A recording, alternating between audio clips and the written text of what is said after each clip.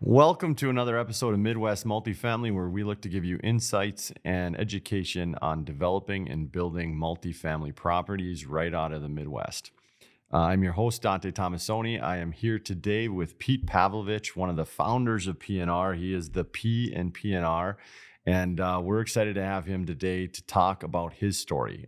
You've heard from Ryan, his partner, the R, and now we're going to talk to Pete. Both these guys have this great story that is really cool to follow. It's really unique, and it's led to this company that the two of them put together, and have led to a lot of experience. And the reason why we're here today to be able to talk to you about multifamily properties, and we're going to get Pete's perspective on the whole story. Pete, thanks for being here today. I appreciate it. Yeah, thanks. Thanks for having me. For the audience, I want to let you know he hates this stuff, and we basically had to armbar him to get him in here. He likes to just get things done behind the scenes, and so this is a special treat. So to the audience, from my perspective, I want to let you know how I've known Pete for a really long time. We met in like grade school. His older brother is only 2 years apart, and he was one of my best friends. By the time we were all in our 20s, we were all hanging out together, so we became pretty good friends. And a few years back, we started having some coffee, discussing some ideas. And Pete and Ryan approached me and said, "Hey, you've got some of the right experience. Why don't you join the team?" And so we had kind of this extended lifelong relationship, and then we started a professional one not too long ago. And what I think is cool, Pete, is how different our paths were, and we managed to come back together to work together at some point. Where I took the traditional education, grad school, and you went right from high school into the plumbing trade. So the first thing I'd like you to tell the listeners is a little bit about, where you grew up. I know we grew up together, but I haven't given a big history on Chisholm, Balkan, that kind of thing. Talk about your family a little bit, and then we'll get to right after graduation when you're ready. Yeah, thanks. So as Dante mentioned, grew up in Chisholm, a small town up in Iron Range. So north of Chisholm is a little township, Balkan. That's where my family lived, and that's where we grew up.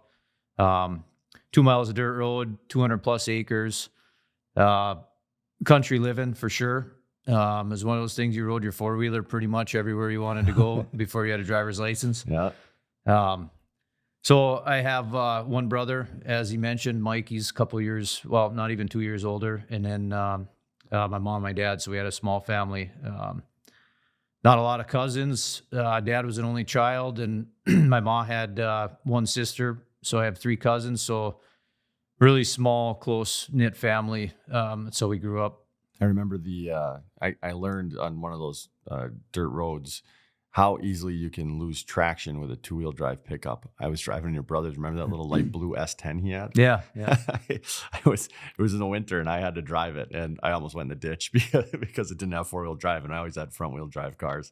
But yeah, I remember the dirt roads many times going out to see you guys. Yeah, that wasn't the time my dad had to chase you guys down the driveway. That wasn't either. That's another story, but probably not for the podcast today.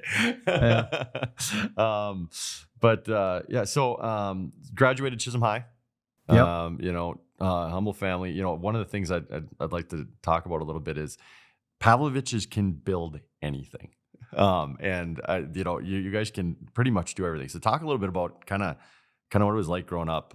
Your dad's name is Michael. We all call him Mort. And growing up with Morton, the stuff he taught you that probably gave you a lot of your mechanical background. Yeah, we grew up. So my mom was a stay-at-home mom, and my dad worked for the mines, and didn't pound a lot of overtime. He never missed a sporting event, never missed a practice. He was always there. But anyway, we did, if something needed to be done, we did it. We did it ourselves. We didn't hire anything out. So, I started out, everything around the house we did.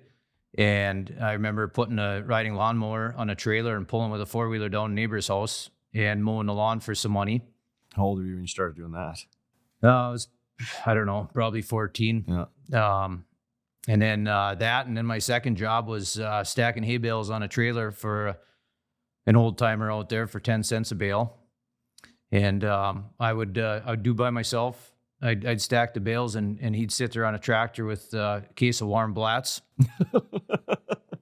And but it was good. You know, it ended up making decent money for young age. And then I got hitched on with a contractor up there that did basement septic systems, poured concrete and stuff like that. So I started working for him, loose stick sand and gravel, and started working for him when I was 15. Had to get a ride to work every day during the summer. And then in the fall and springtime when school was going on, after school, I would go there, meet him at the shop and work some more. So I always remember the red Jeep Cherokee your mom had for, I don't know, maybe 10 years. But your dad bought that. It was a dented in door, right? It was because it was yeah, it was totaled. salvage. Yep. Salvage. Yep.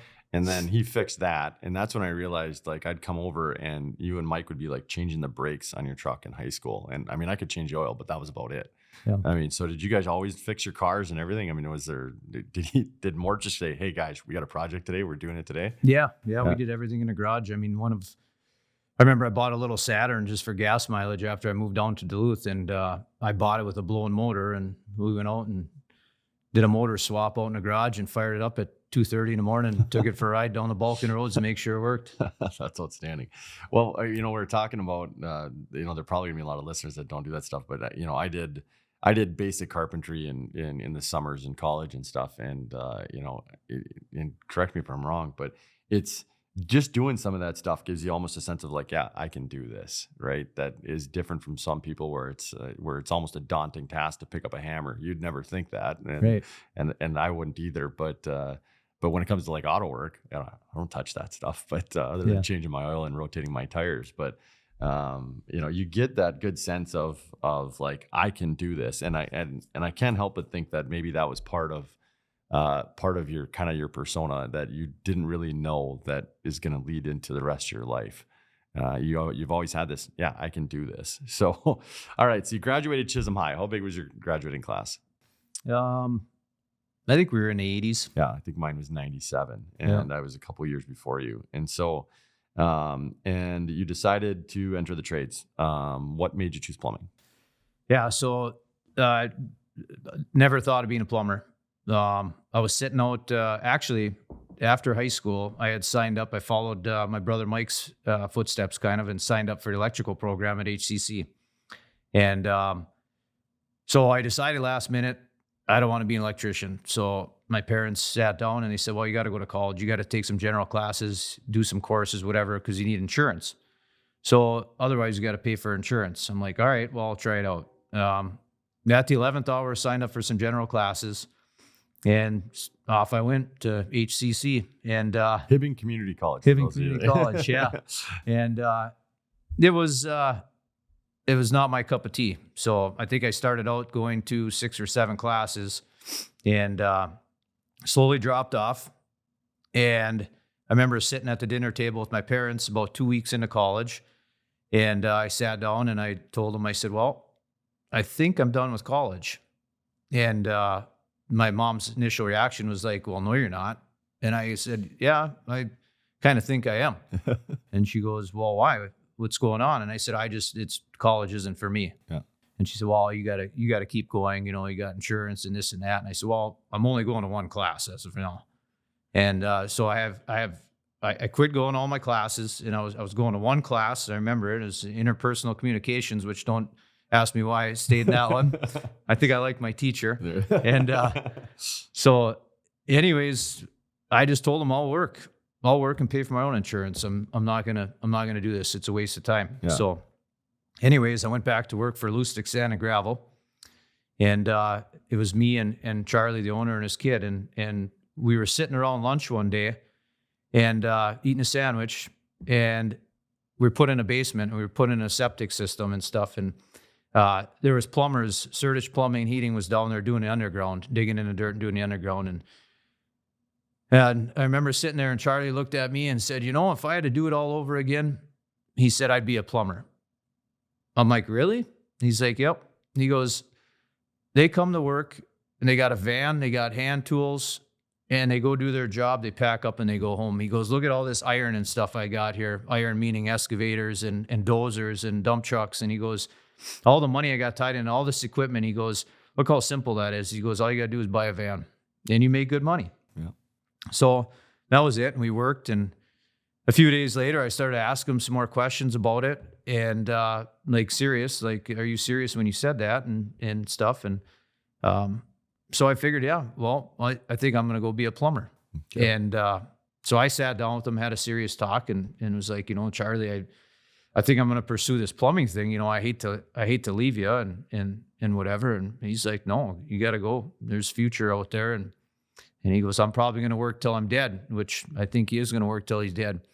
And so after that, I started researching what routes I have to do, and I found out that you didn't need college and you could get in the apprenticeship program. So I applied for an apprenticeship program for the plumbing down in Minneapolis and in Duluth. So I ended up getting accepted in both. And then I had to make a choice because I had a lot of my close buddies moved down to Duluth and they were living it up and having fun, and I wanted to go join them. And then Duluth is only an hour away from home. So, and I didn't really know too many people that moved down to Duluth. So I picked Duluth, and that kind of started the career. I remember moving to Duluth on June 24th, and my first day of work was June 26th. So, and I worked for a company, Stout Mechanical. That's kind of how we started, yeah. So talk a little bit about once you got working as a plumber, because I love this story that not most people can't fathom. But you were working 410s for I don't know how many summers, and then you started building houses down in the cities on Fridays, Saturdays, and Sundays, and then driving back and start all over. Talk a little bit about that. Right. Yeah. And that's where that Saturn came into play that I had to throw a motor in for gas mileage. So I remember that Saturn too. Yeah. So I rented when I first got down here. I rented a little house in Hermantown, and for 1 year, I signed a 1-year lease and decided that I can't rent. Like I'm throwing money away, and I wanted to buy a house. So I started looking at houses, and I found a house, and it was a little 2-bedroom house, old house up in Piedmont, and it was $110,000. So brought my parents down. We looked at it. My dad was blown away, and he's like, "No way, is that thing worth $110,000? That thing's worth about $30,000." I'm like, "Well, Dad, this is a different market down here in Duluth. Yeah, it's not Chisholm." Yeah, and this is what, 2002? This would be probably 2003. Okay, yeah. So, anyways, we looked around, and I convinced them that this was a good deal. So, and this is the price, this is the market. So, I bought the house, $110,000. And then being an apprentice at that time, I was probably making $9 an hour, and stuff was tight, and I still wanted to go have fun. So guy that I had met, and he's from Chisholm also, but he's a little bit older, but we became pretty close friends. Sean Walters, he built houses down in the cities, custom homes. And anyways, so I got tied in with him, and I would go down there every weekend and do carpentry, help him build houses.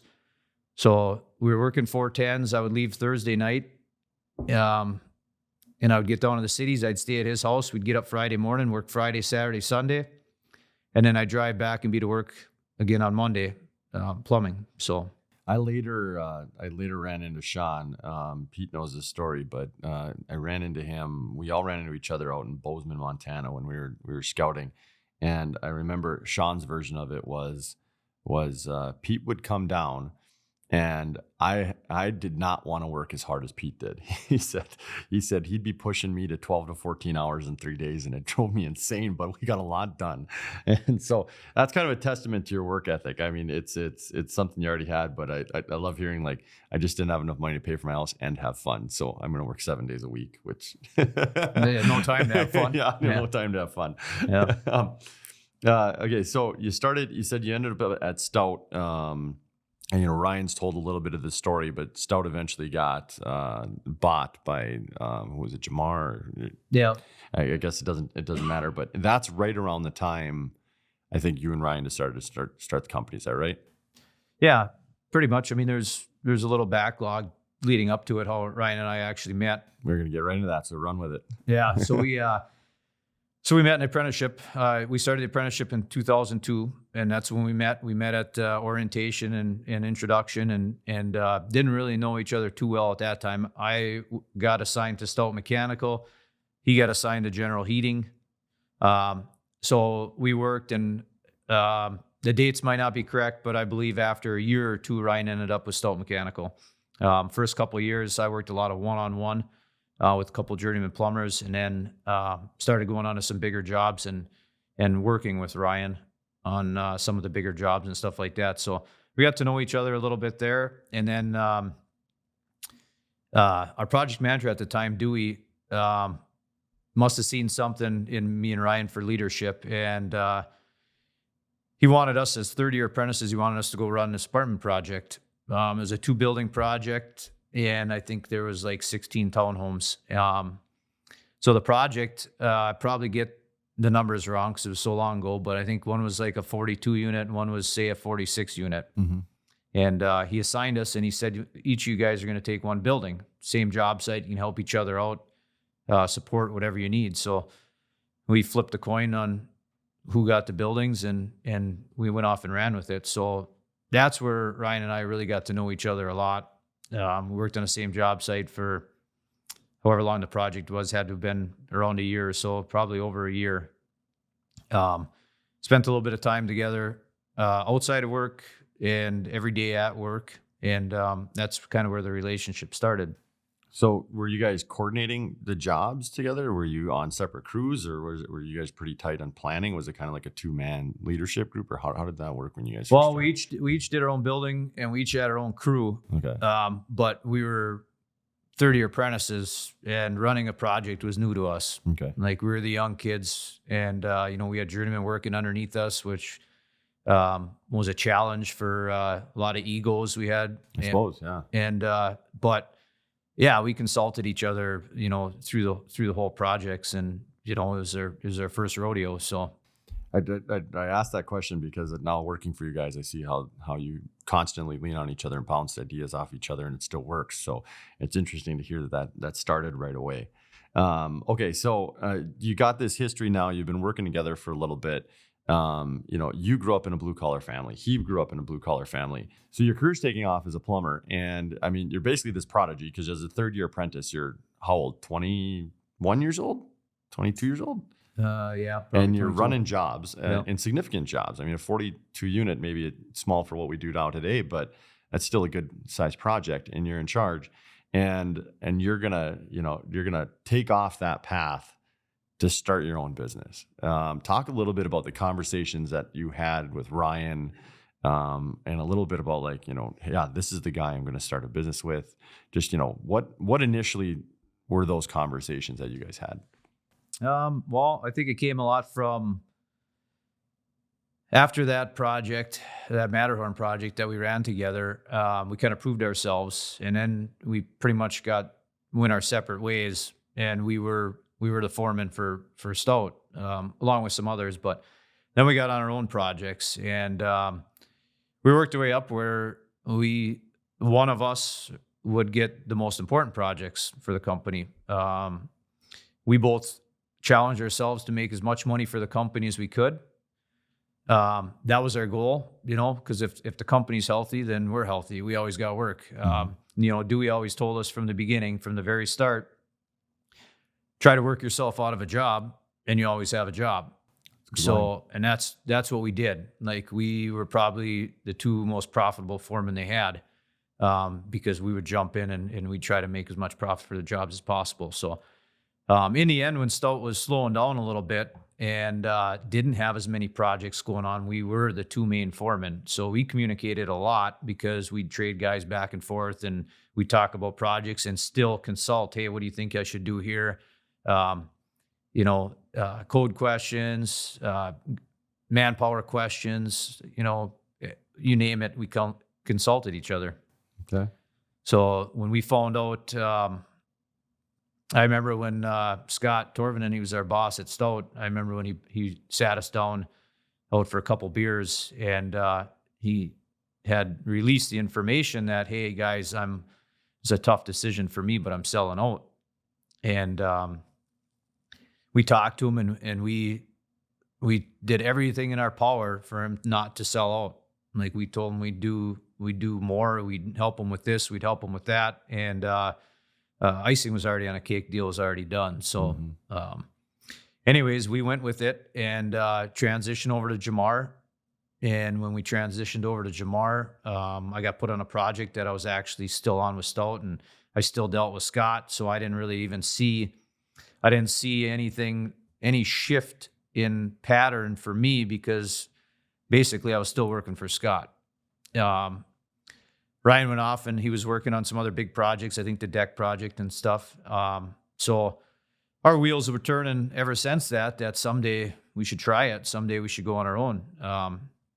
So a few stressful events probably happened between the jobs or something that got us talking more. I don't know specifically. But the big thing is, you know what, if we're going to do this, let's do it now. Like, I was working with Scott still. I didn't have relationships built with anyone from Jamar. I wouldn't have that guilty feeling for leaving.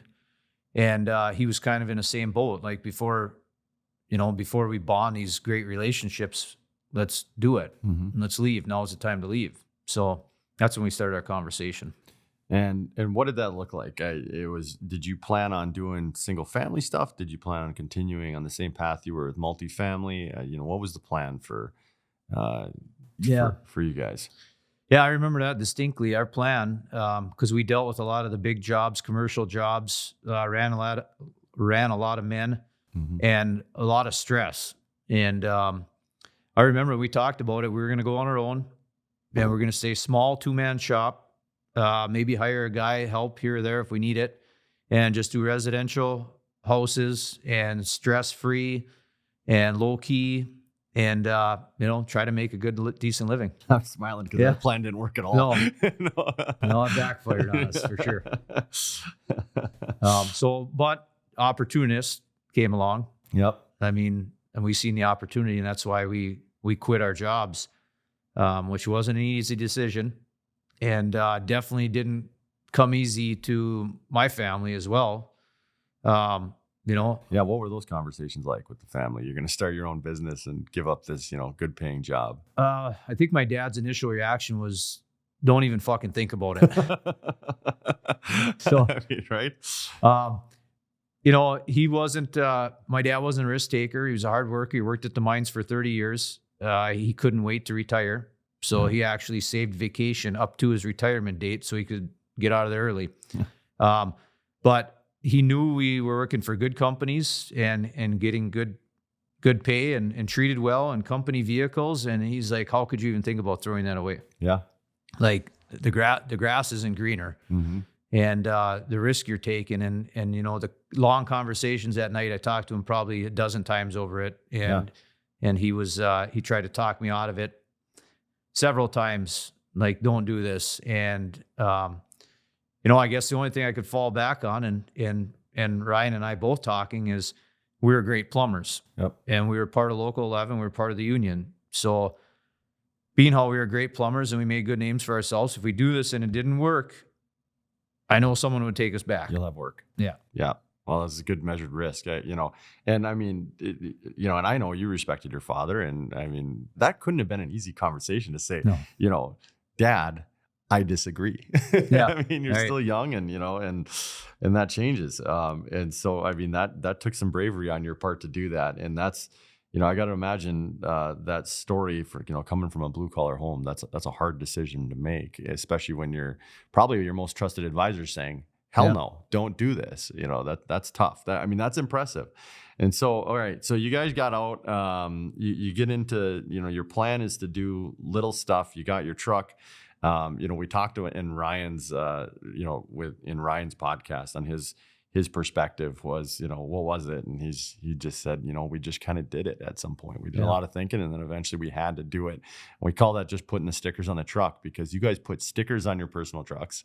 Yep. Right. You didn't. And I mean, what else did you have to buy? A couple of pipe racks and. Yeah. When we jumped off, When we jumped out, we put stickers on a truck. At the time, I was single, living by myself. I had my little house in Piedmont, and so I had a spare room. So that spare room became our office, and my garage became basically our workshop and stored all our stuff in. So we each put stickers on our trucks, ladder racks, toolboxes, and went off to work.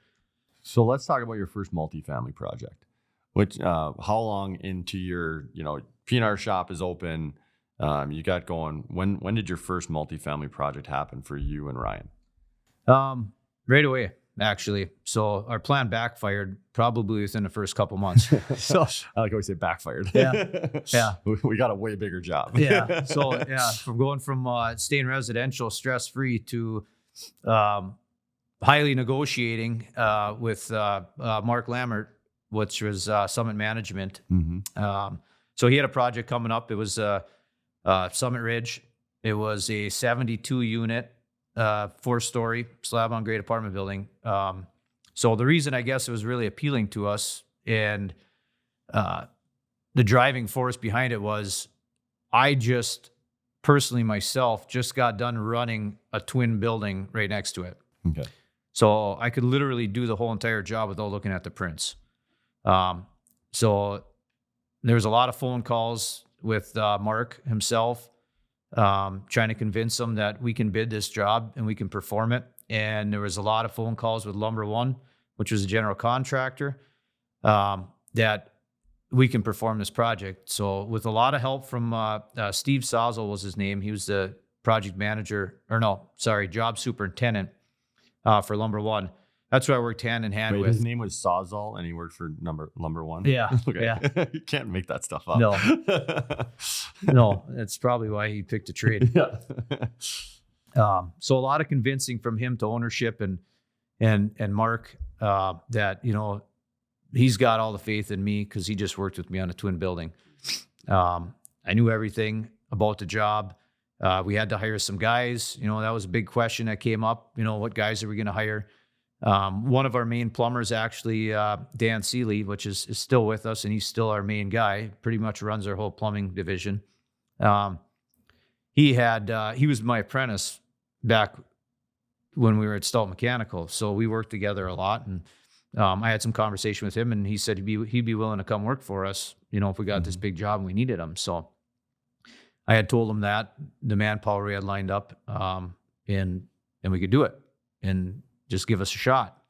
So we had to put a bid in, and I don't think we won the bid by a lot, which was good. It means our numbers were pretty decent. It's the first time we ever bid a job like that. But, Ryan and I sat down, put our heads together, and figured out what we needed to have. So when they finally decided to give us a shot, I told Mark, that's great. We appreciate it. We can't believe we're getting this opportunity.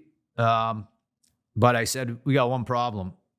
And he's like, well, what's that? And I said, well, we don't have any money.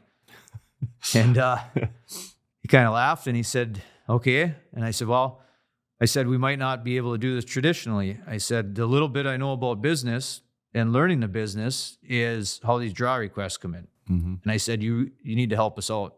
And I said, I need to pre-draw for the month. I said, because we're just starting out. This is actually within 6 months of us starting a business. Yeah. So anyways, after talking through it and talking about it, we figured it out and we made it work. So, well, it's nice of Mark to give you the job and help you out there. But at the same time, I suppose you gave him a good product for a good price. Yeah. So it worked out well. Yeah. He's an experienced guy. Okay. So how many, so now your career's going, you did this job, you can do it. You start to get to a reputation. Do you have that number in your head of how many multifamily units you probably were a part of before you started your own multifamily company? Doesn't have to be right on. But yeah, I don't know. Six buildings. Six buildings. 7 buildings. Okay, 6, 7 buildings, and then so the next step is what happens? Are you and Ryan sitting there having a beer and you go, what, shit, we should build our own building? How did that happen? I think there was a transition there, right, where you had some other smaller properties. Talk a little bit about that. Yeah, so we got into rental units. Ryan and his wife Shelly had a couple rental units of their own, but so the construction's always up and down. You're a little slow. You hire people. You don't want to let them go. So we just were like, well, let's get into a couple rentals ourselves. So we had a couple duplexes, fourplex, sevenplex, a couple houses over the course of probably 3-4 years. They were all junk, foreclosed, beat up. We got in there. We pretty much they're value add. Yeah, they were very much value add. Yeah. And we used whatever resources we could to get these things looking good and rented them out. After working with all these developers and meeting with developers and getting to know developers more and more, and knowing the multifamily housing from the ground up, we're there from the time they dig footings and we're stubbing in services till the last people are moving in. We're doing punch list. Mm-hmm. So we paid attention to all that, and we were just like, man, we gotta be really nice to build a new building someday and have something new and not something old that you're always fixing stuff on. Yeah. And then decided to build a building. And talk a little bit about how that worked. The first building you had was the Village, right? Yep. And we got a little bit of that story from Ryan. Kind of give us your perspective on how that one went up. Yeah, it was. I don't know. It was a pipe dream per se for a while. I mean, is that a dad joke? Yeah. We had the vision in our head, and it actually took us a couple of years, if I remember right. Kind of had to poke the city. To get the city to work with us and get everything, the Village to permit it, and then of course the money. So it took us a couple rounds talking with financing. We didn't really know nothing about it, so we kind of learn as you go, and we got shot down. I believe we got shot down once or twice on the financing part of it, and eventually we got a green light. You got to do it. Okay, so we got to the Village. You got it up. Huge success. What I think is going to be interesting to talk about a little bit about is, we've talked about all the positives, right? Starting a business is scary, and a lot of people don't realize that. Like, you guys went through, it wasn't easy. It wasn't just like, hey, yeah, we're going to start a business and that went great, and then we're going to start a bit, we're going to do this and that went great. Talk a little bit about, some of maybe, your top 2 or 3 scariest moments. And it can be from, the first time you put your sticker on the truck to all the way what was going on in the Village, or even after we are in the timeline. But, I think that's really interesting to hear, like, there was adversity along the way, and you guys had to persevere through some scary times, and you had to hang on and not throw in the towel. So give us a couple stories like that. Yeah. Yeah. I mean, we started in one of the worst times. We started business in 2010. So everybody thought we were nuts to begin with. Mm-hmm. And we just kept telling everybody, you know what, if we can make it through these times, we can make it through any times. Yep. And we did. We made it through. Some scary times. Growing business in hard times is tough because it takes money to make money per se. So eventually, when we got 6-8 employees, meeting at my house in the morning, huddling around, an old beat up house with old garage, talking about what we were going to do. Yeah. Got pretty tough. And that and privacy, like I had mentioned, I was single at the time, and I didn't want my house kind of a free for all, the office and shop and everything else. So we started looking. We found an old building. It was an old car repair shop down in West Duluth, and the price was right. The shop needed some work. So we bought that building. That was kind of now all of a sudden it's real. We got a shop payment we got to do. So, Yep. We're just not out of More my house overhead. anymore. Yep. Yeah, a little more overhead. And then we worked out of there, and then we got busier, and Ryan and I were still hands-on, like owner operator. So we were still out in the field. Well, then we needed to hire a full-time bookkeeper. So there was some more overhead, and the jobs got bigger, and we started bidding more, and we started hiring more, and not everybody, I shouldn't say not everybody, nobody would work with us like Lambert did on his building, where we can front end the money. Mm-hmm. So eventually we came to a point to realize, and this was a learn as you go also, that, uh, we need a business line of credit, because you spend the money and then you get the money on these bigger jobs. So we got our first line of credit. I don't recall what that was off the top of my head. Yeah. But that was scary, because all of a sudden we had to hit this line of credit, and then at the end of the month we could pay the line of credit off. You got to imagine you probably had some personal guarantees on it. Yes, Yeah. personal guarantees, and then all of a sudden, you're thinking to yourself, like, man, if we don't pay this, if we can't pay this, we had a couple coming for the house. Are they coming for the trucks? Yeah. Yeah, and we had a couple jobs where we learned that draws don't always go every 30 days. But bills do got to get paid every 30 days. So we got strung out on a few, and yeah, there was definitely some stressful times, tight on cash for sure. Well, one of my favorite lines is that entrepreneurs use is that luck isn't luck. Luck is when hard work meets opportunity. And the coolest thing about your story is that you guys started in 2010, and you said if we can make it work now, we can make it anytime. And fast forward 15 or 20 years, you have these buildings that have a really good interest rate on them that you've built. And that's because you guys just persevered. You worked hard, and interest rates came down at some point that during things that were completely unpredictable for you, but now you have a solid foundation for your business. And that's a cool timeline to tell, because in 2010, you didn't think, hey, we're going to have a 147 unit building in Hermantown, Minnesota at 4.5%. And now we're seeing 9%. We talked about that in one of our other episodes. And that the first thing that rings is, for business people, luck is when hard work meets opportunity. And I think that's a big part of your story, and it's really cool. So, I'd like to kind of close out today with, just kind of talk about how multifamily has affected your life, how it's changed your life. There are a lot of listeners out there, for example, that want to get into real estate, that want to get into multifamily, because they want to say, like, I've worked hard, I've set up a point so that I can have some passive income. And now, you have a plumbing and heating business, you have a contracting business, you have, you guys do this supply chain, management that you've done that neither one of you went to college for, but figured it out, which is awesome.